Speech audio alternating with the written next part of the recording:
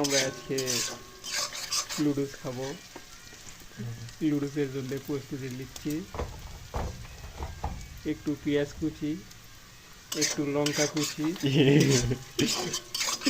একটু সরিষার তেল দিয়ে, সরিষার তেল চলছে, গ্যাস জ্বলছে। এই দেখুন আমাদের রাঁধুনি। একটু ফেসটা একটু দেখান ভাইয়া। কি দেখাবো? ডান্স করবো। আপনার রান্নাটা আমাকে সেই লাগছে দেখতে, রান্না করা। আমার হাত দিয়ে রান্না করবো।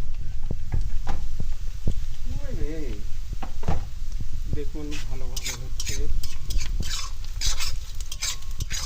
আমাদের এই স্পেশাল রাঁধুনি।